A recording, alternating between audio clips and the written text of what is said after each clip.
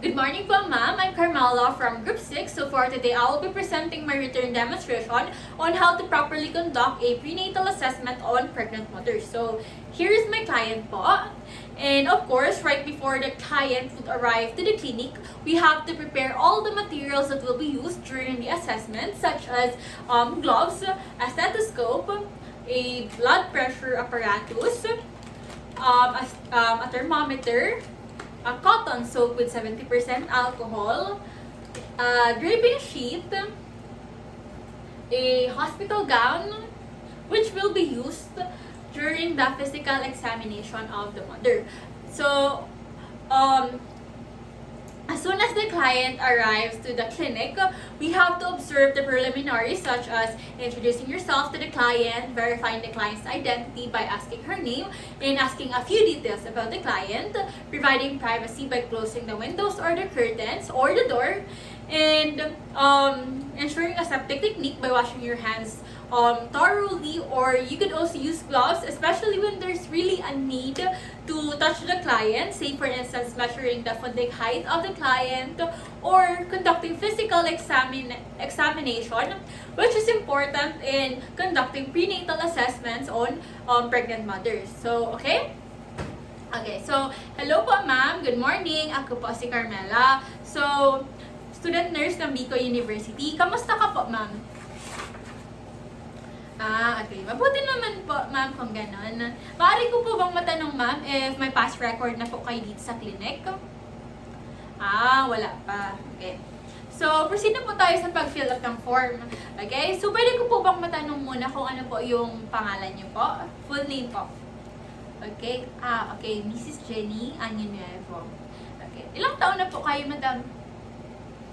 Okay. 34 na taong gulang. Taga saan po kayo, madam?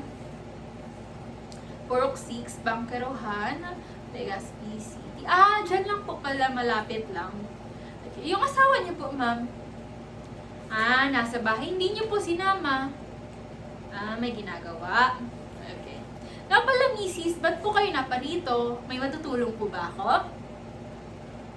Feeling niyo po, buntis ka.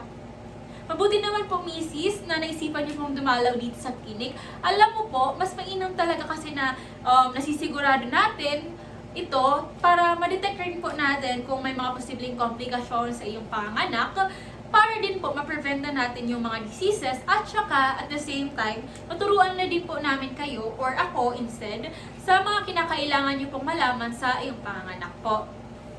Okay, so ano po ba, misis, yung kadalasan niyo pong nararamdaman? Nahihilo po kayo tuwing umaga. Okay. Tandaan niyo po ba, misis, kung kailan kayo huling ninatnan?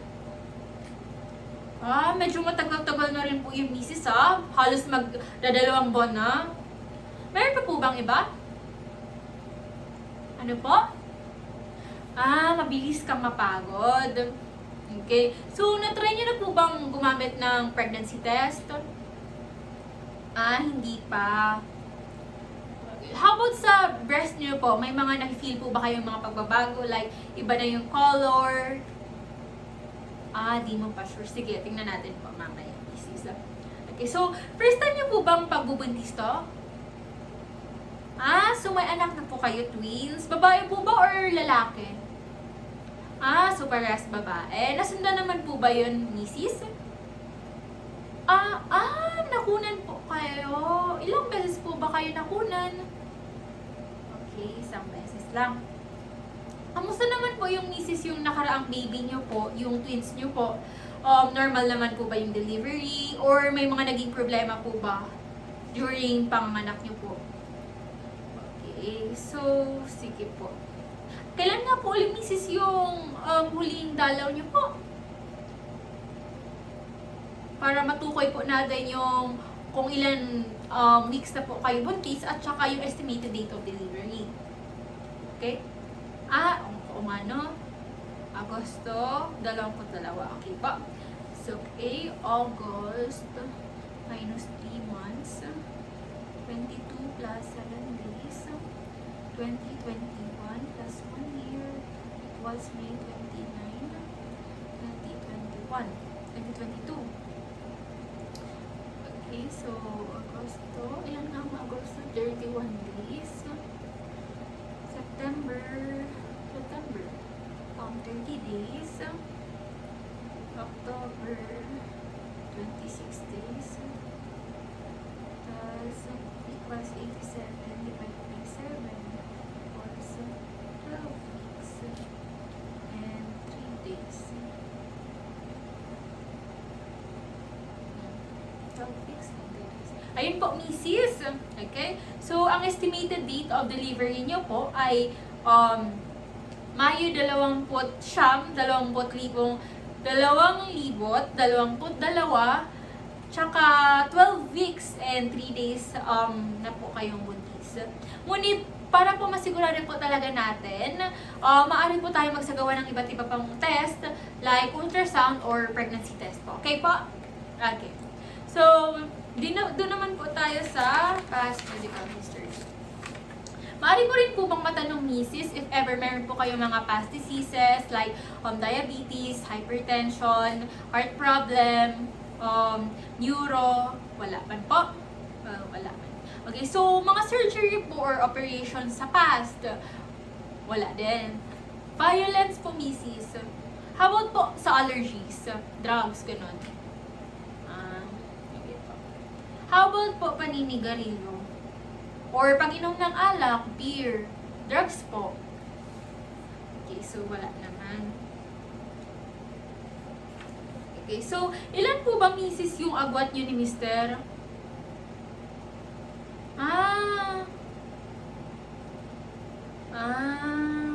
Paras kayo, 30 pa lang. Kaya pala mukhang bata, Mrs. How about po sa religious nyo pong dalawa? Paras kayong Catholic. Wala naman po bang mga problema? Or wala naman po kayo ibang pinaniniwalaan when it comes sa paggagamot or treatment po sa medicine? Or like blood transfusion po, hindi naman po kayo naniniwala doon. Okay po. Okay. So, meron po bang past history sa pamilya niyo po or pamilya ni Mr. na sa abnormalities po sa genes? Like Down syndrome, ano pa ba? Hemophilia, cystic fibrosis, wala man. Okay, so how about po sa genital diseases? Like herpes, syphilis, HIV, STD. Okay, wala din naman po. Okay po. Tuberculosis po, meron po bang time na na-expose kayo sa bahay niyo po sa tao meron ding TB? Wala din naman. Okay? So, while getting the genetic information of the client, if the husband of the mother is with her during the prenatal assessment, we could ask directly the father, or if not, we could just ask the details to the mother itself. Okay? Okay. So, proceed na po tayo, Missy, sa physical examination. So, bali po, kunin ko po muna yung vital signs niyo po. And then, after nun, proceed na po tayo doon. Doon po sa table po doon. Para po makikita natin yung changes nangyari sa body niyo po. And para mas ma-confirm po natin if buntis po talaga kayo. Okay po? Pero before po nun, Mrs., naihi po ba kayo? Or pwede po ba umihi muna kayo? May CR po kami doon. Kasi po, maaari pong maka-apekto kapag maaari pong maka-apekto sa resulta nung gagawin nating mga assessment or mga test kung naihi po kayo or puno po yung bladder nyo. Okay po? So, andun po yung CR, okay? Okay po. Okay, so magsisimula na po ako, Mrs. sa temperature muna.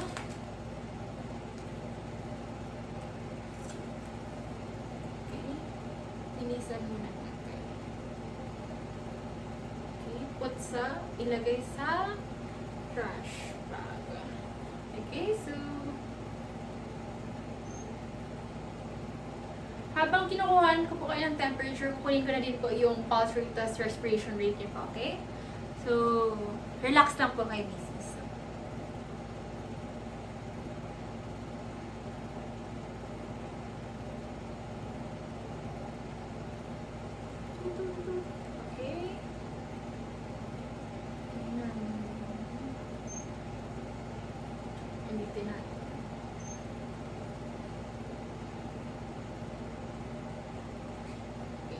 kunin na natin yung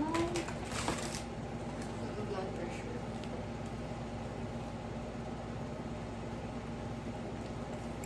So, pwede po bang ilagay niyo po dito sa may mesa yung isang kamay niyo pa? Opo.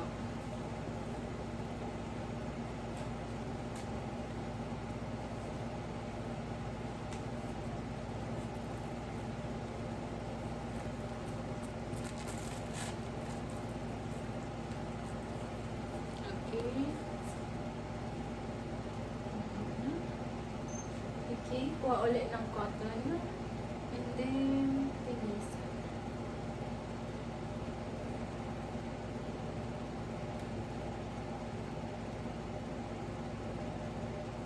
Okay, lagay sa trash bag.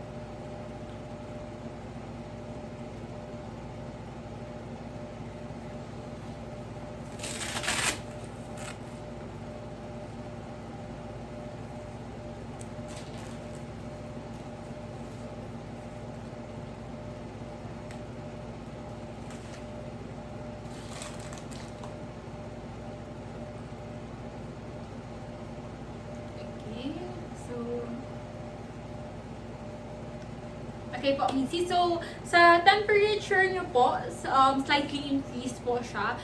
Kahit double check ko na po. Pero, wag po kayong mag-alala kasi normal naman po yan sa pregnant mothers since mataas po yung secretion ng progesterone hormone nyo po. Okay po? Sa pulse rate, tsaka sa blood pressure, normal naman po. As well as sa respiration rate. Okay? So, pwede po ba kayo busy mahiga na po doon? Sa table po doon. Okay, so pakitanggal na din po misis ng damit niyo po sa taas tsaka sa baba. Okay po, andito po may hospital gown.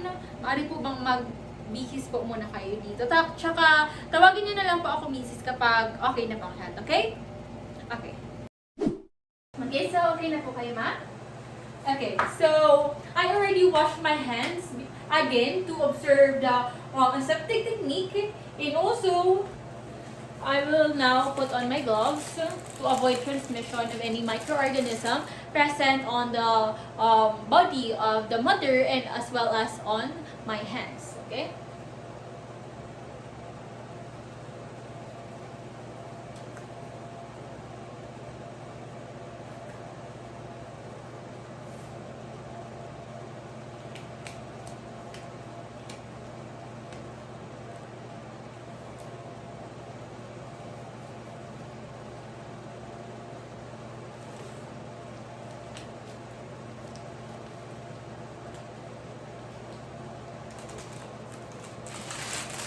And then we'll proceed in draping the client to observe some privacy.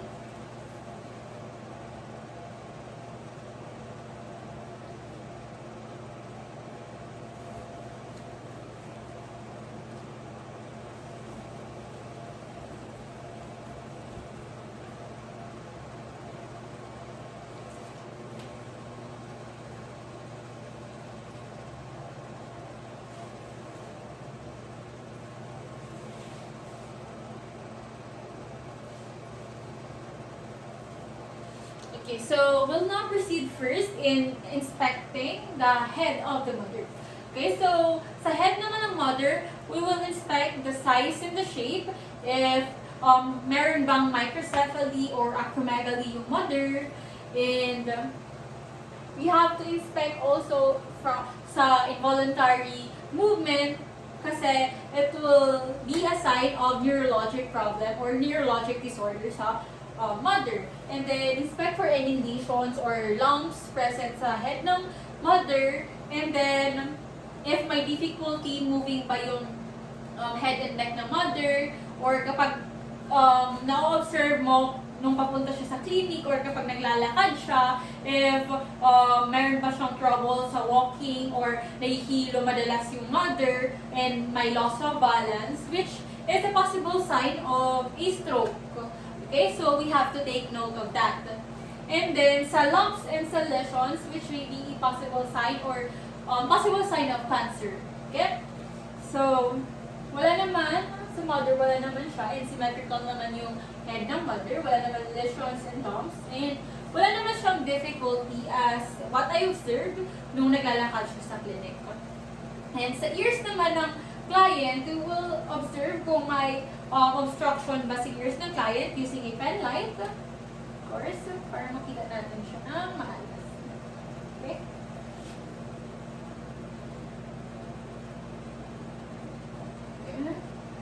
Other side.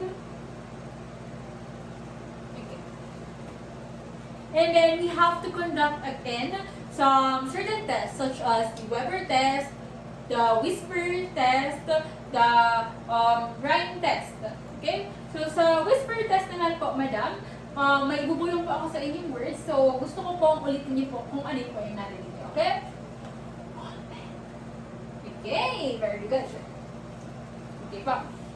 So, sa Weber test and terrain test, we have to use a tuning fork and vibrate it sa palm, and then and see if maririnig ba ng patient yung vibration sa left or sa right ear ng mother.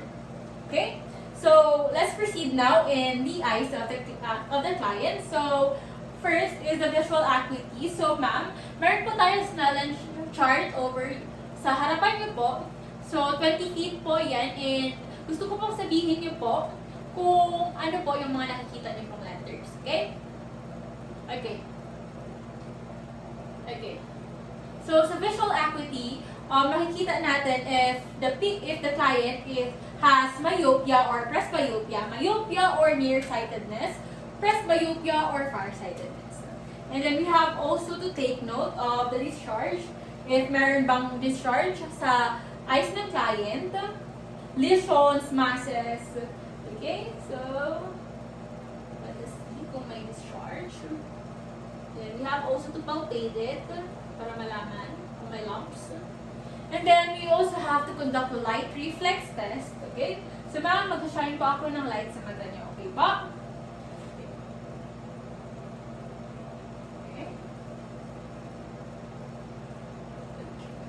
So, nag-constrict naman yung dalawang eyes ng client, which is a good thing.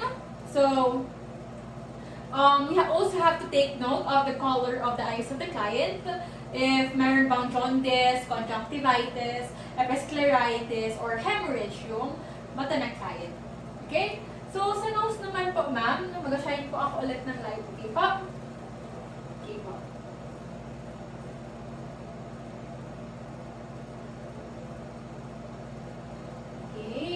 So, sa color, wala naman siyang problema. Normal naman ang lahat. And then, wala naman akong nakita any lesions or swelling sa nose ng client. So, okay, so, we'll now proceed sa throat ng client. So, sa throat, we have to take note of the symmetry. Dapat parehas yung length dito ay yung dapat symmetrical sila. And then, magsabi po kayo man kung may ma-feel kayo any kung masakit po, okay? Okay. Okay, so wala naman lumps or lesions or swellings sa throat ng client. We have to take note of the symmetry, the lumps, or masses because it may be an inflammation of the lymph nodes or an enlarged thyroid gland or a tumor. And also, we have to take note of the movement of the cartilage in the thyroid gland, which may be an enlargement of the thyroid cartilage, and the thyroid gland should move upward when swallowing. Okay, so Pwede po ba kayong lumunok? Okay. So, also we have to take note of the swellings and the range of motion of the thyroid because it may be a late symptom of meningitis. Okay? So, dito naman po tayo sa fundus or sa pag-measure ng fundic height. So, since the client is just on her first trimester, so hindi pa natin ma-measure yung fundic height ng client. So, maybe sa next trimester ng client, we could measure her fundic height. Maybe 18 to 20 weeks. Okay? So, sa breast naman,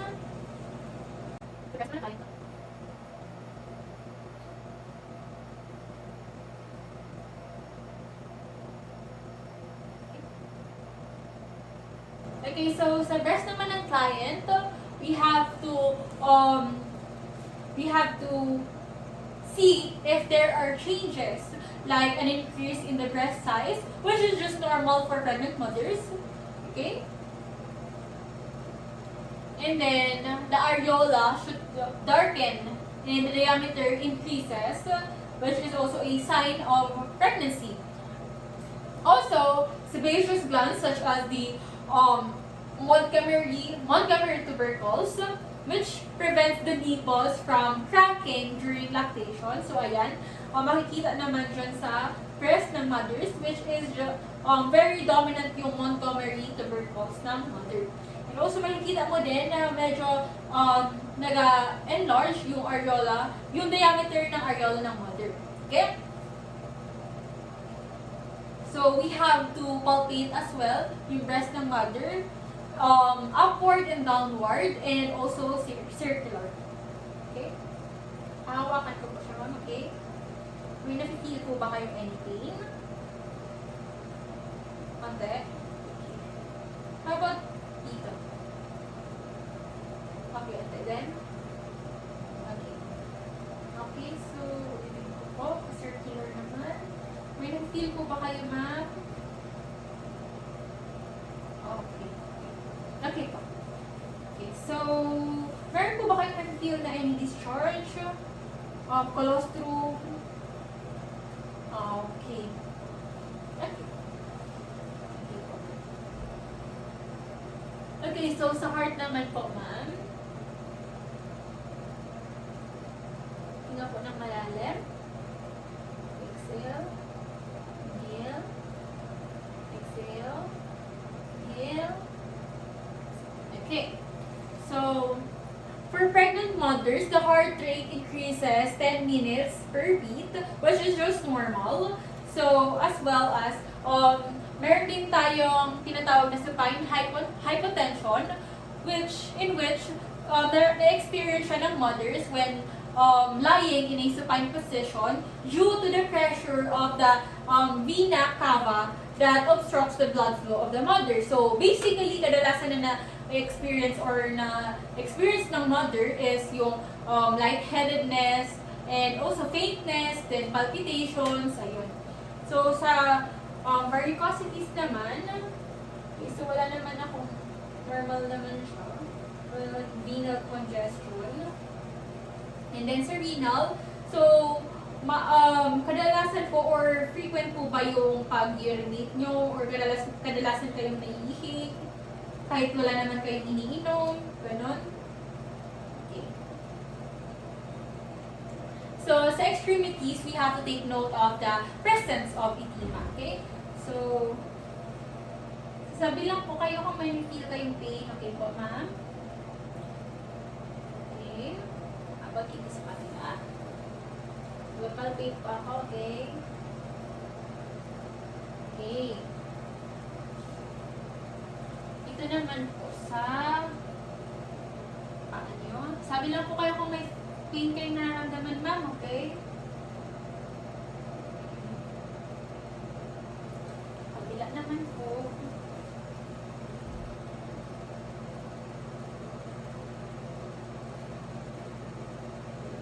Okay, so wala naman.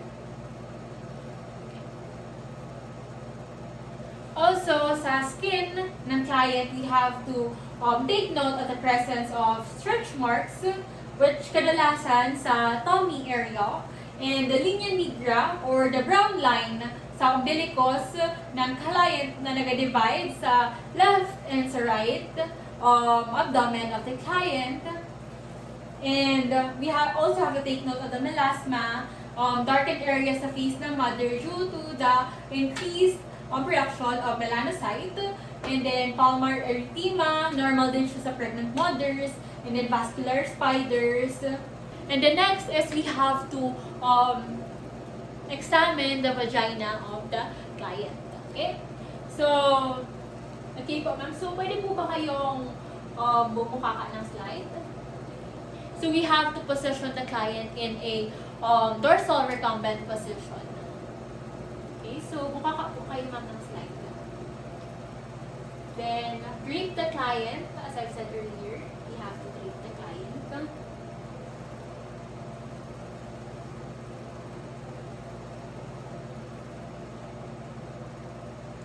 And then, we have to put a vaginal speculum sa vagina ng client para makita natin yung inside ng vagina. So, sa pregnant mothers, normal na meron silang violet discoloration, which is called as the Chadwick sign.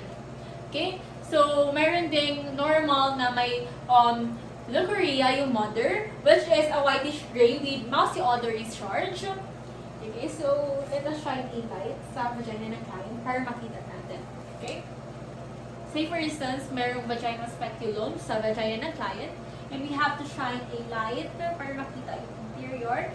And then we have to see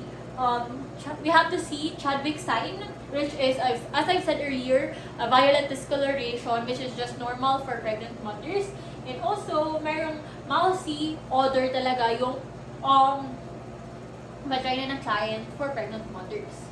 And then, also we have to take note of any vaginal bleeding, since vaginal bleeding during the first trimester of the mother will result to an abortion, or either an abortion or an ectopic pregnancy. And then kapag nasa second trimester naman yung mother, vaginal bleeding could be possible sign of H-mole or incompetent cervix. And then kapag third trimester naman, vaginal bleeding could be a possible sign of placental abnormalities. Okay? So, sa cervix naman ng client, we have to take note of the presence of the operculum or a mucus plug sa cervix ng client. But since, as I said earlier, first trimester pa lang yung client, so hindi natin siya makikita. Okay, so yung mucus plug na nakaharang sa cervix ng client, yun yung nag-prevent nag-protect sa baby para ma-prevent yung any infection sa fetus. Okay? Okay, so ma'am, pwede na po kayo. Okay, so ma'am, pwede na po kayong maupo doon. Okay po? So, iiwan ko po kayo, tapos pwede pong pakilagay na po ulit ng damit niyo po. At saka yung hospital gown po, pakilagay lang po dito. Okay po? So, we also have to dispose the used gloves properly.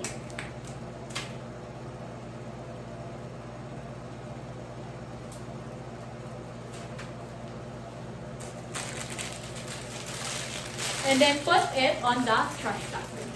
Okay po, ma'am. So, antayin ko po kayo dun sa kanina po natin upuan. Okay po? Okay po, ma'am. So, as far as kung ano po yung mga na-observe ko kanina, so, normal naman po ang lahat na nakita ko during the physical examination. Okay po? So, you don't have to worry about anything po.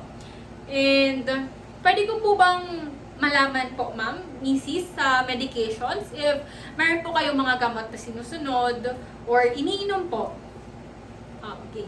So, wala naman. Okay, so, para naman po sa laboratory natin, para makasigurado tayo na safe talaga si baby, ito po yung mga kailangan nyo pong sundin po. Ito po yung mga listahan ng laboratory test na kailangan nyo pong kunin at ipatest. Okay, ito po. Okay, so blood type po, pero kung alam niyo na po yung blood type niyo, no need na po. And the RD or the RH type, para po malaman natin if compatible po yung blood niyo po ni baby. Tas ikaw, at saka pap test po, para po malaman natin if may abnormalities po yung cervix niyo po. Then HIV testing, antibody screening, rubella, then the VDRL, para po malaman natin if na-infect po kayo ng bacteria na nag-cause ng syphilis. And then urine screening din po. Okay? Then huli po, ito pong ultrasound, para po makasigurado po tayo na buntis po talaga kayo. Okay po? At saka yung kalagayan po ni baby. Okay po ba yan? Okay, so para naman po makasigurado tayo talaga sa safety ni baby, aware na po ba kayo sa mga bawal at hindi bawal gawin kapag at kainin kapag buntis? Okay, so may kaunti na po kayong kalaman. Mabuti naman po yan, misis. So ngayon po na buntis ka, kailangan niyo pong tandaan na mayroon na po kayong binubuhay na anak sa loob ng tiyan niyo po. So kailangan maingat po talaga kayo sa inyong mga ginagawa. And kung maaari po, kailangan pong limitahan po muna natin yung sarili natin sa mga mabibigat na gawain sa bahay. Okay po? Tsaka kumain ka rin po ng mga masustansyang pagkain. Kapag lumabas naman na po si baby, kailangan din i-breastfeed natin siya. Para po, yung unang patak ng gatas po, nanggaling sa inyo po, nagtataglay po kasi ng vitamina na makakatulong sa paglaki ng masustansya at healthy ni baby. Okay? So, maaari din po kayo mag-attend ng mga seminars or childbirth classes para po mapalawak yung inyong kaalaman sa kung paano nyo po mapapalaki ng maayos si baby. Nararapat din po kayo magkaroon ng inyong asawa ng birth planning method after nyo po manganak, para po hindi sunod-sunod yung panganganak nyo po. Kasi po, kailangan nyo rin po magpahinga. Okay po? At saka po, misis, iwas-iwas na din po muna tayo sa paninigarilyo. At saka, pag-inom ng alak. Okay po? Dapat rin pong papakunahan na natin si baby, pakalabas niya ng sa tiyan nyo. Para po, hindi siya magkaroon ng iba't ibang sakit. At saka, ano pa ba? Okay na po ba yun, misis? Okay. So, basically, misis, normal lang po yung mga nararamdaman nyo po ngayon na nasa first trimester ka pa lang po. Madalas po, morning sickness or nasusuka at nahihilo yung mga mothers. At saka, alam na po ba ni mister kung anong gagawin niya kapag na-experience niyo na po yung labor signs? Kapag feeling niyo po manganganak na kayo, may idea na po ba si mister? Okay. Mabuti naman po kung ganon. Kaya pag nasa third trimester na po kayo, kailangan po ready na yung gamit ni baby para diretso na lang po. At saka sa birth planning niyo po, meron na po ba kayong napiling hospital kung saan po kayo manganak, yung type of delivery? Okay. Sa transportation po, meron na po ba kayong may sasakyan naman si mister. Okay. Okay, so karagdagang kaalaman din po, misis, meron po tayong tinatawag na 4A and C or antenatal care. Okay, so kinakailangan as pregnant mother, kailangan nating magpa-check up sa clinic ng 4 na beses, isa sa first trimester, isa sa second trimester, and 2 sa third trimester since active na active yung baby kapag third trimester na. Okay, para maka-ensure tayo na safe talaga si baby. Okay po? Okay po. So, yun lang po. May karagdagang katanungan po ba kayo? Okay, so wala naman. Naintindihan niyo naman po ba, misis, lahat ng mga tinuro ko sa'yo? Okay, sa mga results po, meron po kayong tanong? Okay, so wala naman. Okay, so maraming salamat po, misis, sa pagpunta niyo po dito ngayon. So, magkikita po tayo ulit sa next trimester niyo po, okay? Okay, so wag po kayong mahihiyang tanong or tumawag sa akin kung may karagdagang katanungan po kayo. Okay? Thank you po. Okay, thank you po. Then after it is you have to observe the septic technique again by washing your hands properly.